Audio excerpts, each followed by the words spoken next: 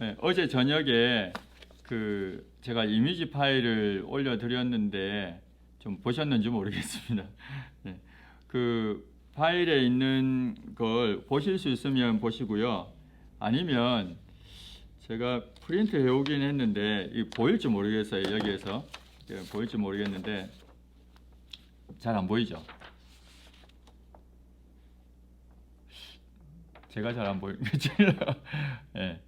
여기에 보면 이게 이제 솔로몬 왕궁이거든요. 이 그림을 보면서 7장 1절에서 12절을 잠시 보도록 할게요. 7장 1절에서 12절은 어제 올려드렸던 솔로몬 왕궁에 관한 이야기입니다. 솔로몬 왕궁은 13년 동안에 뭐 이런 의미도 있고요. 또 어떤 사람들은 실제로 그 백향목을 여기에 심었다는 이야기도 있습니다. 그래서 레바논 숲의 집이라는 이름으로 불렸습니다. 솔로몬 왕궁은 이 레바논 숲의 집이라고 불리는 부분 2절에서 5절까지 내용이 있고, 바로 앞에 이제 현관처럼 된 주랑이라고 하는 게 있는데요. 그게 6절에 보면 전실이 딸려 있는 큰 주랑이 또 하나 있습니다. 그리고 거기 바로 앞에 보좌의 주랑이 있습니다. 7절. 이 보좌의 주랑은 또 재판의 주랑이라고 이야기합니다. 여기서 재판이 이루어진 것 같아요.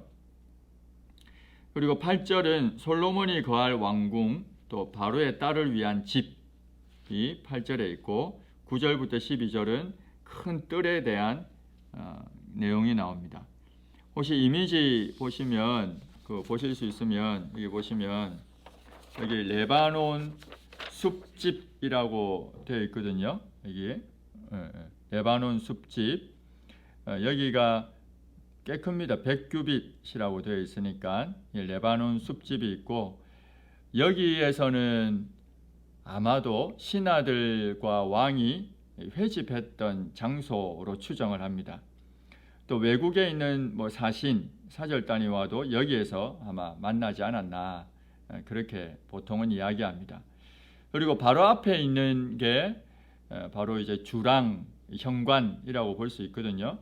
그래서 이 주랑 현관에는 위에 비가 오거나 이러면 막을 수 있는, 또 햇빛도 막는 이제 그렇게 다 위에 설치가 되어 있고요.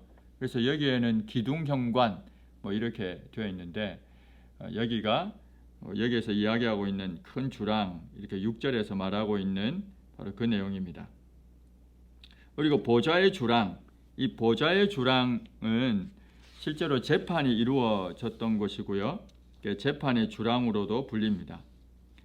여기는 왕좌 현관 이렇게 되어 있네요. 이 그림에는. 그래서 열왕기상 7장 7절에 보면 재판하는 곳이다 라는 걸 알 수가 있습니다. 우리가 지난 시간에 공부할 때 왕의 가장 중요한 역할이 뭐라고 했는지 혹시 기억나세요? 3장 공부하면서 재판하는 것이라고 했거든요. 이 재판한다는 말은 판결한다는 의미도 있지만 다스린다는 뜻도 있습니다. 그래서 이 재판의 주랑, 보좌의 주랑, 이 그림에는 왕좌 현관 되어 있는 여기가 어쩌면 가장 중요한 장소다, 이렇게 이제 생각을 하실 수가 있습니다. 그래서 왕은 정의롭게 재판하는 일, 이제 그 일을 하는 게 왕의 가장 중요한 일이었습니다. 솔로몬이 잠언을 3,000편을 지었다 이렇게 했잖아요. 잠언은 1,000편이 다 안 되거든요. 700 몇 절인가 그런데. 그리고 솔로몬이 노래를 또 1,005편 지었다 했잖아요. 그래서 아가서가 노래가 되고, 또 시편에도 솔로몬의 시가 있습니다. 솔로몬이 적은 시는 솔로몬의 시 이렇게 되어 있는 건 두 개가 있어요. 하나는 72편, 또 하나는 127편인데 그 중에 72편 한번 찾아볼게요. 솔로몬의 시 72편 1절에서 4절 내용을 보면 이렇게 기록이 되어 있습니다. 72편 1절에서 4절에 보면 하나님이여 주의 판단력을 왕에게 주시고 주의 공의를 왕의 아들에게 주소서. 기도하는데 주의 판단력, 공의를 달라고 기도합니다. 그가 주의 백성을 공의로 재판하며 주의 가난한 자를 정의로 재판하리니 의로 말미암아 산들이 백성에게 평강을 주며 작은 산들도 그리하리로다. 정의와 또 공의로 재판하고 통치하고 다스릴 것을 솔로몬이 강구하고 또 그렇게 하겠다는 그 노래를 여기에서 부르고 있습니다. 이게 왕의 가장 중요한 일이다라는 겁니다. 그리고 나면 그 나머지 부분은 보시면 되는데 솔로몬의 궁전이 그 옆에 있고요. 그 바로 솔로몬의 궁전 바로 앞에는 바로의 딸의 집을 여기에 만들어 두었습니다. 우리 열왕기상 3장 1절에서 보면 솔로몬이 바로의 딸을 데려왔잖아요. 그리고는 어디에 두었습니까? 이 왕궁과 성전이 만들어지기 전에 다윗궁에 두었습니다. 그러다가 이제 다 완공이 되고 나니까 여기로 옮겼죠. 집을 만들어 주어서. 그리고 그 왕좌현관이라고 되어 있는 그림, 그 앞에 보면 모리아산, 큰 뜰 이렇게 있죠. 그리고 그 앞에 성전 이렇게 있습니다. 이게 솔로몬 왕궁의 큰 그림, 틀이라고 보시면 됩니다. 솔로몬 왕궁은 방금 있는 것처럼 여기 이제 레바논 집이 있으면 여기가 큰 주랑, 그리고 여기 재판의 영관, 여기 솔로몬 집이고 바로의 딸 집, 여기가 큰 터고요. 그리고 여기 성전. 이렇게 이제 구조가 그려져 있습니다. 그래서 이미지 파일 제가 올려드린 것 한번 보시면 좀 쉽게 아마 찾아볼 수 있지 않겠나 싶습니다. 왕궁은 이렇게 하고요. 이제 성전의 설비, 여기가 좀 중요하니까 여기를 좀 보도록 하겠습니다. 7장 13절에서 51절 내용입니다. 여기에 보면 여기에 히람이 등장합니다. 히람. 여기는 두로 왕이 아니고 놋의 대장장이 히람이죠. 납달리 지파의 과부의 아들입니다. 아버지가 두로 사람이었습니다. 그래서 모든 놋 일에 지혜와 총명과 재능을 구비한 자라고 성경은 이야기합니다. 이방 사람의 피가 섞여 있는 인물인데 성경은 여기에서 열왕기에서는 지혜와 총명과 재능을 구비했다 이렇게 표현해요. 성막을 만들 때 유다 지파에 있는 부살렐, 또 단 지파에 있는 오홀리압을 세우시거든요. 출애굽기 31장에 보면 이 부살렐과 오홀리압에게 하나님이 지혜를 주셨다, 또 재능을 주셨다 이렇게 기록을 하고 있습니다.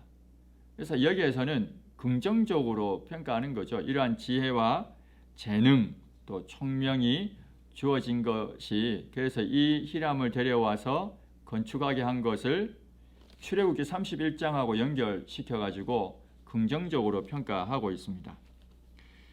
그래서 가장 먼저는 두 기둥을 만들어요. 놋 기둥, 놋으로 된 기둥을 만듭니다. 그래서 높이가 18규빗이고 그 위에 또 머리 5규빗, 그래서 전체 23규빗 되겠죠. 그렇게 해서 이제 만들었습니다. 하나는 야긴, 또 하나는 보아스라고 이름을 지었습니다.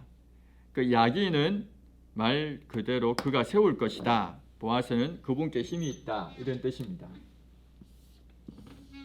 여기 솔로몬 성전에 들어갈 때 여기에 야긴, 여기가 보아스 라는 이름을 짓는 두 기둥이 있습니다. 두 기둥이 있고 하나님이 세우신다. 또 하나님에게 힘이 있다. 그런 뜻이 됩니다.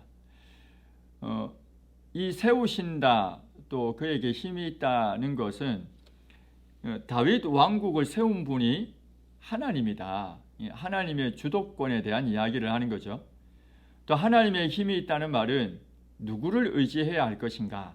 하나님을 의지해야 한다라는 이야기를 합니다. 왕이 하나님을 의지해야 한다는 그 의존성에 대한 이야기도 여기에서 이야기하고 있습니다. 그래서 이 두 기둥은 하나님의 주도권 또 왕의 의존성을 상징한다고 볼 수가 있습니다. 그 그레이라는 사람이 있는데요. 이 사람이 이 야긴과 보아스에 대해서 어떻게 설명했는가 하면, 실제로 역사 가운데 이 두로 지역에서 신전의 기둥을 발견하는데 이 두로 지역에 있는 이 신전의 기둥에 밤에 불을 밝히는 역할도 했습니다. 그 위에 불을 밝히는 역할이었어요, 기둥에. 그래서 야긴과 보아스 할 때 이 보아스를 불을 밝히는 기둥으로 여겼습니다. 이 그레이라는 사람은.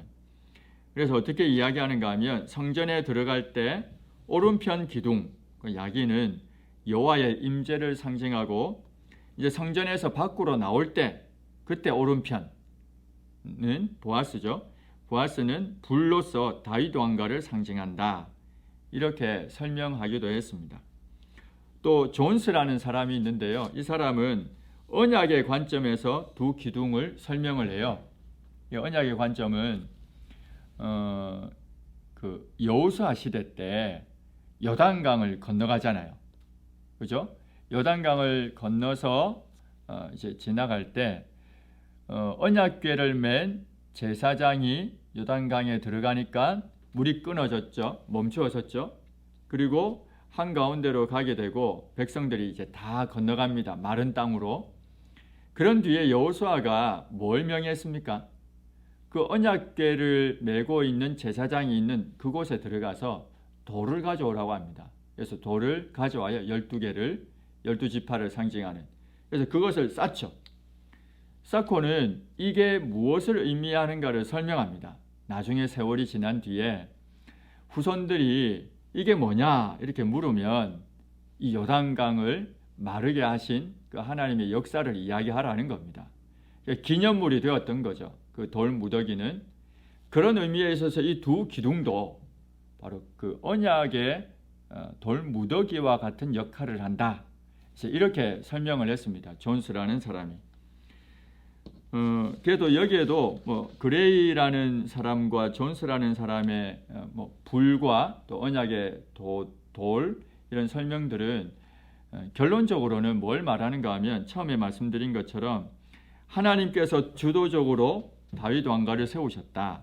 또 다윗 왕가의 존립은 전적으로 하나님의 능력에 의존한다.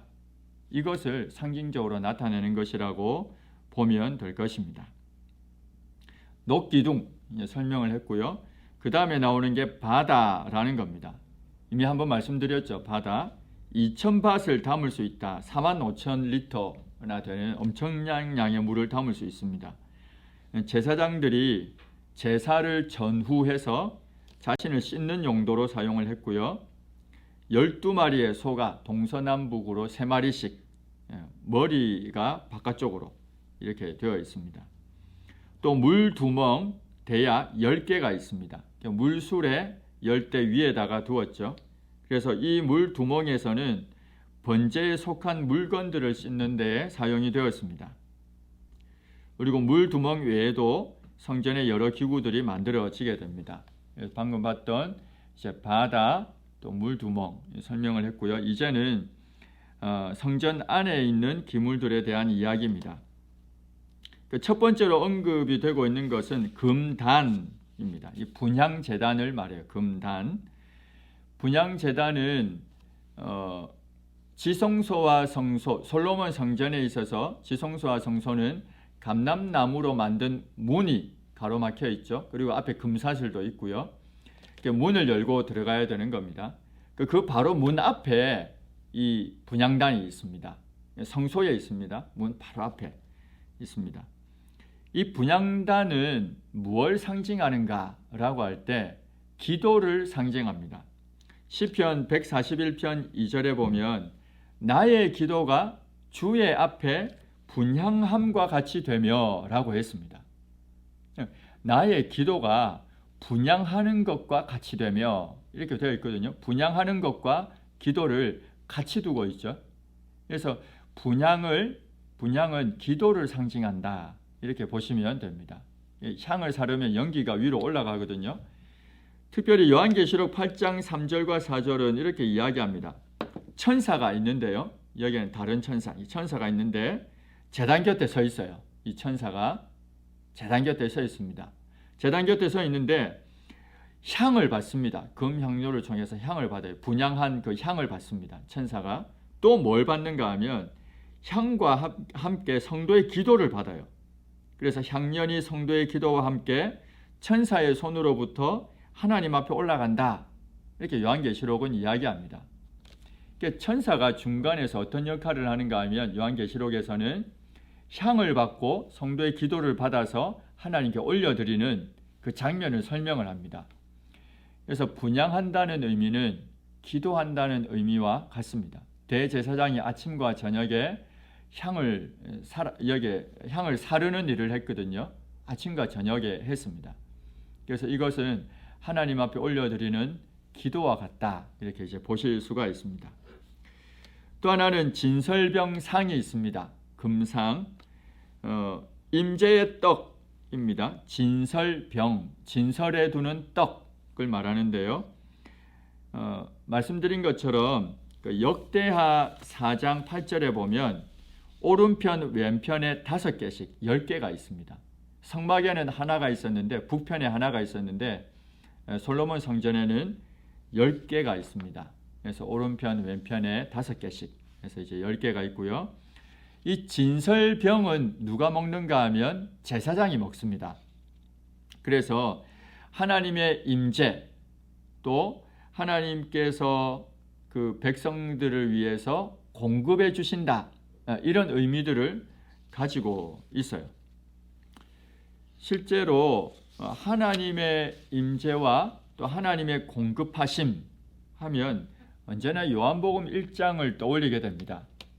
요한복음 1장에 있는 내용에 보면 특별히 이제 1절부터 쭉 읽다가 보면 14절에 이렇게 되어 있죠. 말씀이 육신이 되어 우리 가운데 거하심에 라는 말씀이 있습니다.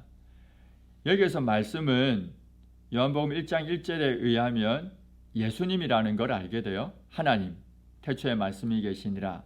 이 말씀에 하나님과 함께 있었는데 이 말씀은 하나님이시다. 그래서 성자 하나님을 가리킵니다. 근데 성자 하나님이 육신이 되어서 우리 가운데 거한다라는 이야기를 해요. 1장 14절에서 이 거한다는 이 말이 그 장막을 친다라는 뜻입니다. 거한다, 장막을 친다, 텐트를 친다 그 뜻입니다. 성막, 성전하고 연결시켜요. 예수님이 이 땅에 온 것을 성전, 성막과 연결하고 있습니다. 어떤 의미인가 하면 예수님은 하나님 자신이시잖아요. 그분이 친히 이 땅에 오셔서 하나님의 임재를 보여주고 그 임재하신 그 예수님께서 친히 자신이 생명의 떡이 되신다는 겁니다. 요한복음 6장 한번 찾아보겠습니다. 요한복음 6장 거기에 보면 예수님이 친히 자신이 생명의 떡이심을 이야기합니다. 요한복음 6장 32절부터 35절 한번 볼게요. 6장 32절에서 35절 35절만 읽겠습니다. 예수께서 이르시되 나는 생명의 떡이니 내게 오는 자는 결코 줄이지 아니할 터이요 나를 믿는 자는 영원히 목마르지 아니하리라. 나는 생명의 떡이다 라고 이야기합니다. 예수님이 생명의 떡, 그래서 나에게 오는 자는 줄이지 않고 목마르지 않을 것이다 라는 말씀이죠. 우리가 진설병 이야기하면서 이게 임재의 떡이라고 이야기했고 하나님이 우리에게 제사장이 먹는 것이었는데 공급하시는 것이라 했습니다. 예수님이 이 땅에 오신 것이 바로 하나님이 임재하신 것이고 육신을 입고 이 땅에 오신 것이고 자신을 생명의 떡이라 해서 내어주시는 거잖아요. 공급하시는 겁니다. 그래서 결국 여기에 진설병에 있는 이 떡을 보면서도 예수 그리스도를 같이 연상을 하게 됩니다. 그리고 또 하나 이제 볼 수 있는 건요. 정금 등잔대입니다. 불을 밝히는 것. 이것도 10개를 만들었습니다. 솔로몬 성전에는. 그래서 이것도 5개 양쪽에 두었습니다. 이 등잔대에는 꽃 모양을 새겼는데요. 그 꽃이 무슨 꽃인가 하면 아몬드 꽃이라고 합니다. 아몬드 꽃. 출애굽기 25장에 있습니다. 이 아몬드 꽃은 가장 이른 봄에 피는 흰색 꽃으로 알려져 있습니다. 중근동 지역에서 가장 이른 봄에 피는 하얀색 꽃, 아몬드 꽃이라고 합니다. 예레미야 1장 11절하고 12절에 보면 이 아몬드 나무는 생명을 약속하는 나무로 언급이 되고 있습니다. 그래서 생명을 나타내는 거죠. 여기에서 정금 등잔대가. 그리고 여기에 또 빛을 밝히지 않습니까? 그래서 등잔은 뭘 볼 수가 있는가 하면 생명 그리고 빛, 이 두 개를 볼 수가 있습니다. 누구를 또 가리킬까요? 역시 예수님을 가리키겠죠. 빛으로, 참된 빛으로 오신 예수님, 그리고 생명으로 오신 예수님을 여기에서도 묘사하고 있습니다. 어쩌면 이것은 에덴 동산에 있는 생명나무를 상징한다고도 볼 수가 있습니다. 또 예수님을 모형적으로 지시하는 것으로도 이해를 할 수가 있습니다.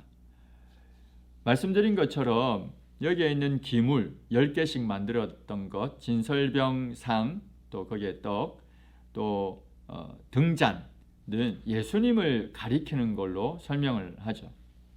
사실 성전 자체가 예수님을 가리킵니다. 성전 자체가. 조금 뒤에 제가 보게 되겠지만 예수님 자신이 요한복음 2장에서 성전, 자기의 육체가 성전이라고 설명하고 있는 장면이 나와요. 예수님 자신을 성전으로 봅니다.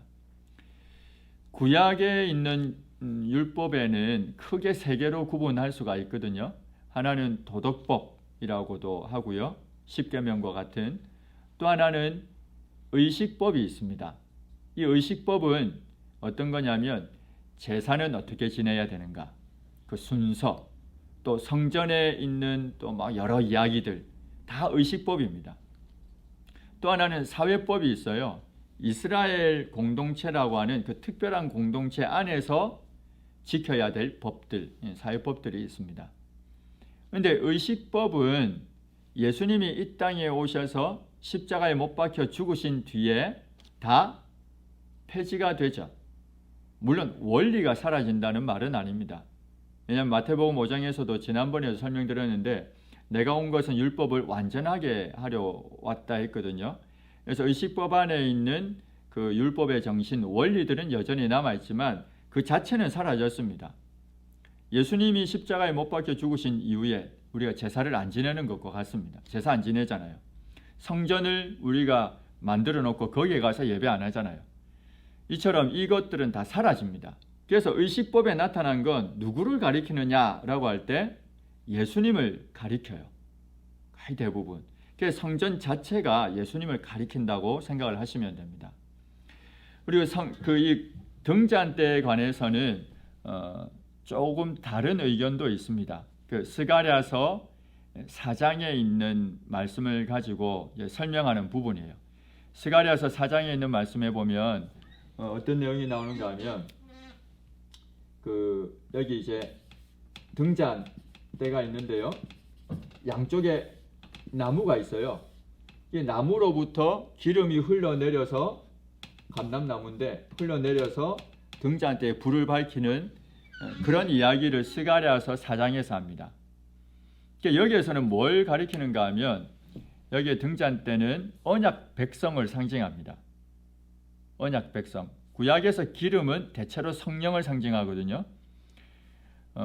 오늘 새벽 본문, 또 어제 새벽 본문에도 그랬는데 이제 나병 환자가 나았잖아요. 짐 밖에 있다가 고침을 받았으면 가장 먼저 제사장에게 보입니다. 그래서 제사장이 보고 정하다 이렇게 판결을 하면 곧장 공동체 안에 들어가는 게 아니라 정결 예식을 해야 했습니다. 예식을 할 때 속건제 제사 드려야 됐고요. 속죄제, 번제, 소제 이런 제사를 드려야 됐습니다. 근데 속건제를 드린 뒤에 여기에 보면 피를 귀에다 바르고 손가락 오른쪽 또 왼쪽 오른쪽 발가락에 또 바르죠. 이렇게 바르는 것은 속죄를 의미합니다. 속죄. 피를 발랐다. 오른쪽 신체 끝부분에 바른 것은 그 전체에 바른 걸 의미하고요. 속죄를 의미합니다. 그런데 그것으로 끝나지 않았죠. 기름 한 록을 가져오라고 했잖아요. 그리고 왼쪽에다가 그 기름을 붓고는 오른손으로 찍어서 피를 발랐던 그것에 똑같이 바릅니다. 이것은 죄사함과 성령을 동시에 나타내는 것이라 볼 수가 있어요. 그 사도행전 2장 38절하고 39절에 보면 베드로가 이제 설교하는 내용 중에 이런 이야기를 합니다. 너희가 예수님을 믿고 회개하고 이제 세례 받으면 그러면 죄 사함을 얻게 되고 성령의 선물을 받을 것이다. 이렇게 이야기합니다. 누구에게나 다 주어지는 것이다. 예수님 믿는 사람 누구에게나 그렇게 이야기합니다.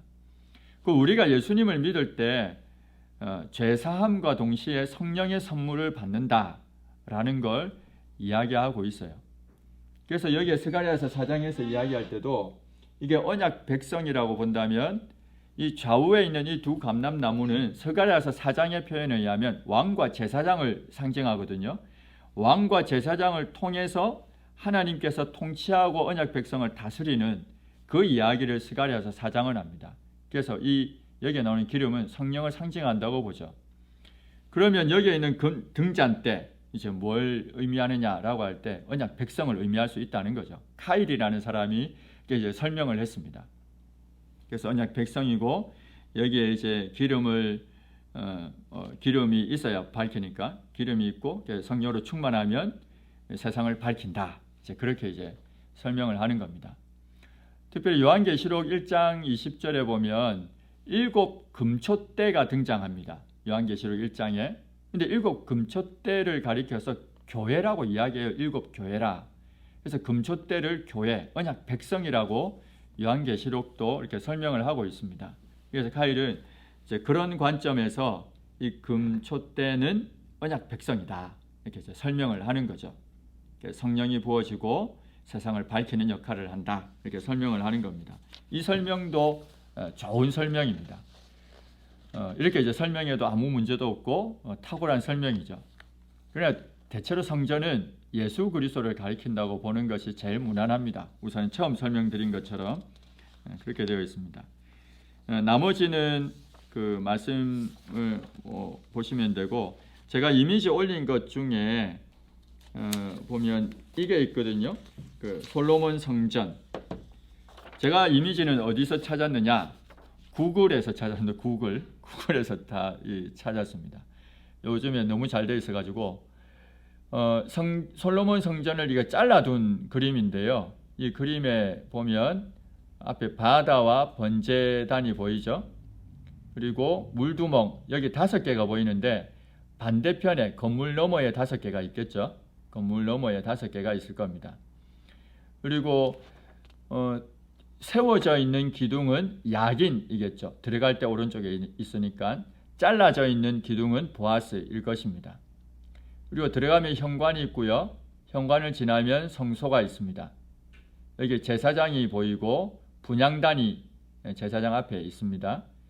여기에는 조금 잘못된 건데 왜냐하면 진설병이 하나밖에 없잖아요. 제사장 뒤에 이 그림에는 10개입니다. 10개. 이거는 잘못되어 있는 겁니다. 그래서 10개가 있고 금촛대도 10개가 있습니다.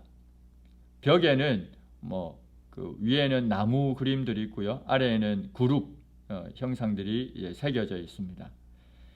그리고 계단을 올라가면 또 문이 있습니다. 감람나무로 만든 문. 그 문을 열고 지나가면 지성소입니다. 지성소의 가운데에 보면 법궤가 있죠. 언약궤. 그리고 옆에 그룹이 있죠. 크죠. 그죠? 크죠. 실제로 이렇게 큽니다. 그룹이 있고 또 법궤가 있습니다. 그 옆에 보면 다락이 3층으로 된 다락이 있어서 거기에 물건들을 이제 두었던 것입니다. 이게 이제 솔로몬 성전의 모형입니다. 이 구글 치면 솔로몬 성전하면 이 그림이 탁 나오는 게 있을 거거든요. 거기에 클릭해서 들어가면 유튜브로 된 영상도 있습니다. 그 영상은 어떻게 되어 있는가 하면 그냥 여기 안에 내부를 이렇게 비춰줘요. 시간도 제가 정확하게 재지는 않는데 한 3분 정도 되는데 전체를 한번 이렇게 비춰주는 영상이 있습니다. 봤는데 너무 잘했더라고요. 잘 만들었더라고요. 다른 말 없이 쭉 비춰주는데 그것도 한번 보면 솔로몬 성전이 이렇게 생겼구나 알게 될 것입니다. 교회에서 공부할 때 성막에 대해서는 공부 많이 해도 솔로몬 성전은 공부를 거의 잘 안 했잖아요. 그래서 실제로 안에 어떻게 생겼는지 잘 모르실 수도 있었을 텐데 한번 이렇게 그걸 보면 많이 도움이 되지 않겠나 싶습니다. 한번 기회 될 때 얼마 5분도 안 되는 영상이니까 한번 보시면 좋습니다. 솔로몬 성전 하면 딱 나옵니다. 왕궁하면 아까 그것도 나오고. 그리고 또 하나 나누어 드린 것 중에 성막 모형인데요. 이 성막 모형은 아마 이미 설명을 많이 들었고 출애굽기 공부하면서 또 배울 겁니다. 언젠가 또 여기에서 출애굽기도 공부하거든요. 2학기 때는 요한계시록 공부할 겁니다. 근데 다음은 아니고 내년은 또 다른 본문인데 언제 한번 출애굽기도 할 겁니다. 그때 성막을 자세하게 할 거니까 보시면 돼요. 성막은 솔로몬 성전하고는 다릅니다. 규모도 크기도 작고 여기에 진설병도 하나고 또 금초대도 하나입니다. 성전 안에 이렇게 있습니다. 그 밑에 있는 그림은 솔로몬 성전하고 헤롯 성전을 비교한 겁니다. 헤롯 성전이 훨씬 큽니다. 헤롯 성전이 솔로몬 성전보다 훨씬 크고 화려하게 이렇게 잘 지었습니다. 요한복음 2장 한번 잠시 보시겠어요? 요한복음 2장에 보면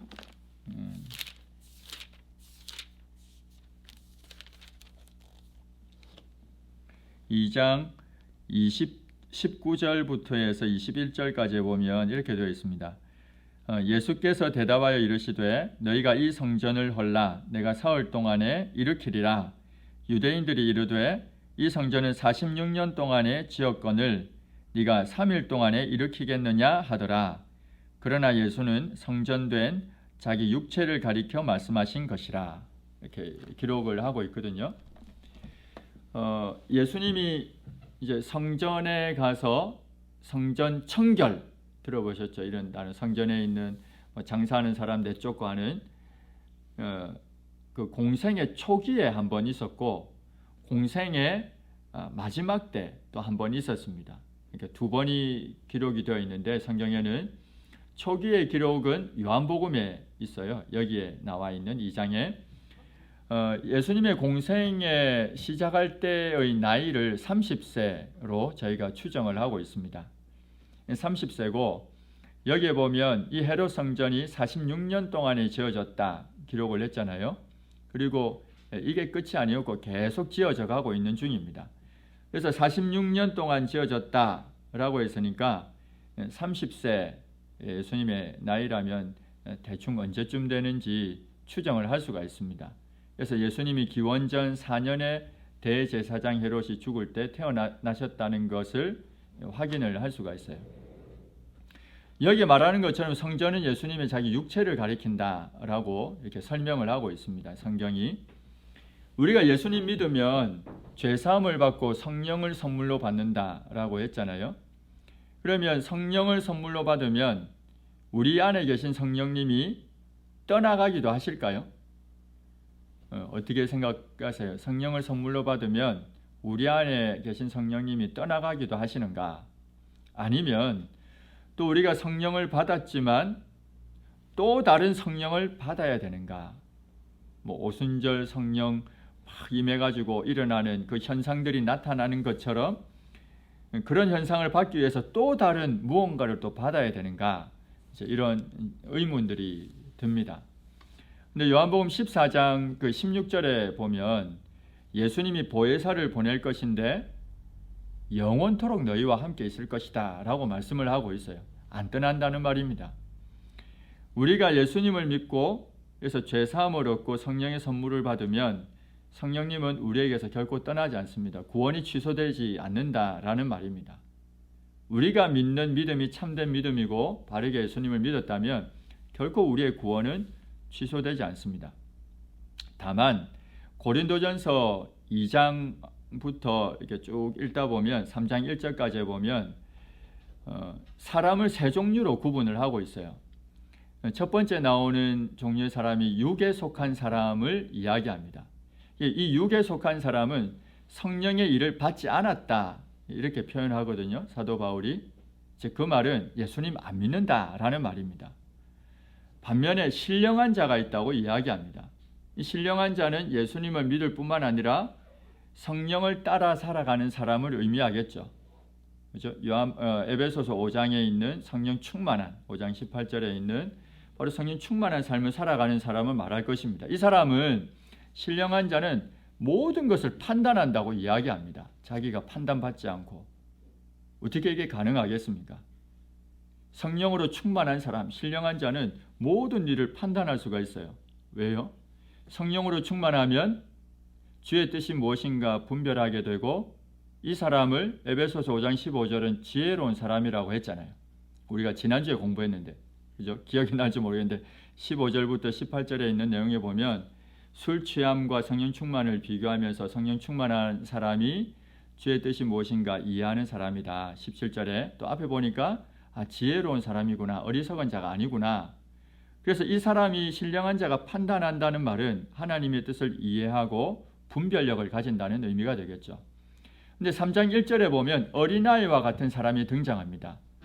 이 어린아이와 같은 사람이 육신에 속한 자라고 사도 바울은 표현하고 있습니다. 그래서 처음 말씀드린 것처럼 예수님을 믿으면 죄사함과 함께 성령의 선물을 받고 성령님이 우리를 결코 영원토록 요한복음 14장 16절에 있는 거죠. 안 떠난다 했는데도 불구하고 불신자처럼 살아가는 사람도 있다는 거죠. 육신에 속한 사람. 그런 사람도 있다는 겁니다. 반면에 이 성령 하나님이 우리 안에 들어오셔서 어떤 일을 하시는가 할 때 14장 26절은 예수님이 하셨던 말씀을 생각나게 하고 또 가르쳐 줄 것이다 라고 이야기하거든요. 하나님의 말씀을 가르쳐 주고 하나님의 말씀을 생각나게 하는 역할을 합니다. 말씀을 깨닫게 한다는 거죠. 그렇게 해서 성령을 쫓아 살아갈 수 있게 하는 겁니다. 요한복음 2장에서는 예수님 자신이 성전이라 하셨습니다. 그죠? 그리고 자신의 몸을 찢으셨죠. 더 이상 이제 성전 건물은 필요가 없게 됐습니다. 그리고 이 예수님을 믿는 사람은 성령을 모시게 되면 성령은 하나님의 영이라고도 설명되고 그리스도의 영이라고도 설명이 돼요. 결국 그리스도를 모셨다는 이 의미는 우리가 성전이 되었다는 의미가 되겠죠. 고린도전서 3장 16절 한번 찾아볼게요. 3장 16절 한번 찾아보겠습니다. 3장 16절 여기 보면 16절하고 17절을 제가 한번 읽어보겠습니다. 너희는 너희가 하나님의 성전인 것과 하나님의 성령이 너희 안에 계시는 것을 알지 못하느냐. 누구든지 하나님의 성전을 더럽히면 하나님이 그 사람을 멸하시리라. 하나님의 성전은 거룩하니 너희도 거룩하니라. 너희가 하나님의 성전이기에 거룩해져야 한다라는 이야기합니다. 6장 19절하고 20절도 같은 내용입니다. 너희 몸은 너희가 하나님께로부터 받은 바 너희 가운데 계신 성령의 전인 줄을 알지 못하느냐. 너희는 너희 자신의 것이 아니라 값으로 산 것이 되었으니 그런즉 너희 몸으로 하나님께 영광을 돌리라. 그래서 우리가 성전이어서 거룩한 삶을 살아야 되고 또 하나님의 영광을 드러내야 한다라는 이야기를 사도 바울은 여기에서 하고 있습니다. 우리가 성전 공부를 했는데요. 시간이 다 됐는데 성전은 에덴 동산을 떠올리게 하죠. 그죠? 에덴 동산에 있는 그 생명, 또 뭐 흐르는 물, 또 에덴 동산에 있는 각종 나무들. 그래서 성전은 그 에덴 동산을 떠올리게 합니다. 동시에요. 새 하늘과 새 땅을 바라보게 하죠. 성전은. 그죠? 근데 이 성전이 지금은 필요 없죠. 성전 대신에 예수님이 오셔서 자신의 몸을 찢으셨기 때문에 필요 없습니다. 그 표현으로 휘장이 찢어졌잖아요. 십자가에 운명하실 때.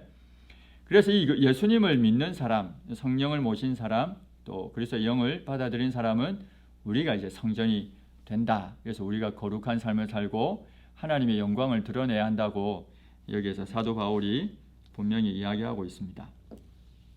솔로몬 성전 그리고 왕궁 오늘 같이 공부를 했는데요. 거기 안에 있는 이 기물들, 성소와 지성소에 있는 기물들이 무엇을 의미하는가에 대해서 여러 책들이 설명을 많이 합니다. 그 중에 하나는 그 이재철 목사님의 비전의 사람이라는 책이 있는데요. 거기에 보면 우리가 성전이기 때문에 그 안에 있는 4가지의 기물들을 우리가 어떻게 살아야 되는가 우리 마음에 비추어서 설명하는 또 좋은 책이 있습니다. 그게 제가 설명을 한 것과는 조금 다른 부분들이 있어요. 왜냐하면 그걸 마음으로 받아들이고 이제 설명을 하니까.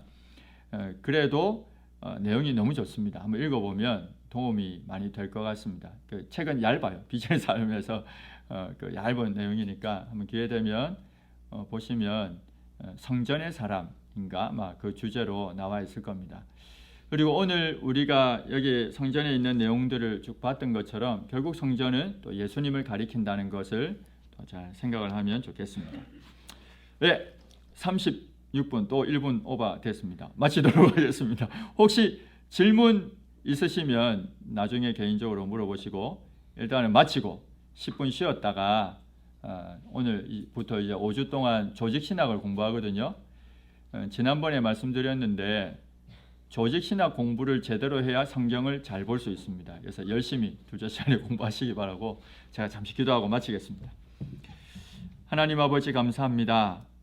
오늘 우리가 열왕기 상에 있는 말씀을 통해서 솔로몬 성전과 또 솔로몬의 왕궁 구조, 내용 또 그 의미들이 무엇인가를 같이 살펴보았습니다. 하나님 이 말씀들을 또 잘 마음에 새기게 하시고 우리가 바로 성전임을 잘 기억하게 하여 주옵소서. 감사합니다. 예수님의 이름으로 기도합니다.